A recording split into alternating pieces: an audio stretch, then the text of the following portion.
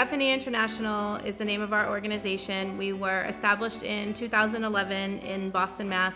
as a chapter of Friends of Students for 60,000. FNE stands for Facilitate, Network, Empower. We facilitate communities in developing programs and projects that are going to improve the quality of lives of the individuals living in those communities. Facilitation and the networking work together. We make connections with other organizations and other businesses. For example, with the housing, we have to get our bricks from somewhere. So now we have a brick maker. Building contacts in the communities that we work in to ensure that when we have programs, we're able to get people engaged and involved in the work we're doing. Networking in the United States, so when a community approaches us with a program or a project, we have resources that can go into our team in Nicaragua. We have a lot of different universities that we have relationships with. Those universities will come down and do projects here. First step of our work is to listen. So we go into a community, we meet with the leaders, we meet with the community members. We are focused on what they're saying and how they're saying it, sometimes what they're not saying and why they're not saying it. The housing project came about in Chacra Seca because of the communities feel that they needed livable housing for the people here. The Tango and Sueño project came about because they felt that education wasn't really valued as much here. Scholarship program because a lot of students don't go to school past primary school. The library came about with the community saying they would like to have a library and us doing a lot of surveys and then facilitating their needs. Era muy pobrecita mi casita que tenía, era de plástico. Una casita de pobre, plástico, con mi zinc arriba. Pero gracias a Dios pues pedí una ayuda, me dieron un apoyo. Ya tengo mi casa, que es lo que yo quería para mi niña y para formar mi hogar siempre aquí. Bien, gracias a Dios, muy bien se siente porque muy alegre. Son bien, ellos alegres también. Entonces la persona cuando se entiende bien, hasta donde vamos a llegar trabajando.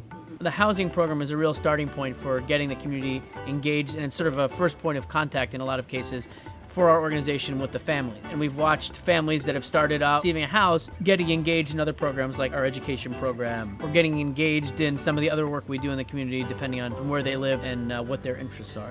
Our scholarship program was developed because we need to be able to do whatever we can to ensure that young people have the opportunity to study up to the highest level that they can. The idea of the program is to have this very holistic approach where everything that the child experiences is involved. The education in the school, but it's also in the home, is from what they eat to what they read, what they watch on TV. We have a very close relationship with the parents, a very close relationship with their teachers.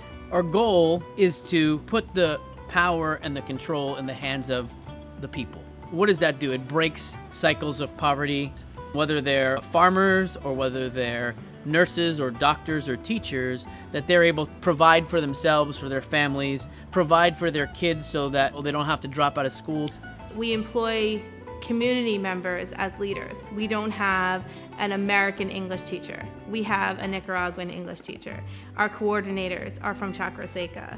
I am a native person that lives here. They see me as an example that they can do it. English is a difficult subject to learn, but it's not impossible. La cantidad de estudiantes que tenemos son estudiantes que necesitan ayuda. Y es imposible que sin el apoyo económico que los estudiantes reciben de FNI, pudiesen finalizar sus estudios, ya sea secundario o también los estudios universitarios.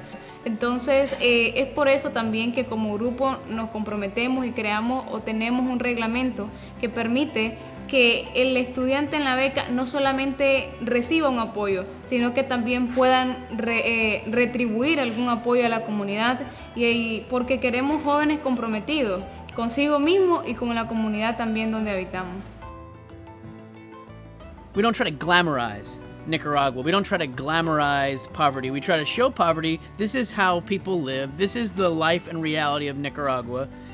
But this isn't the only piece of what makes Nicaragua the amazing place that it is. There's a lot of sadness in the plight, but there's also a lot of joy and there's a lot of potential. And our work is focused on trying to actualize as much of that potential as possible.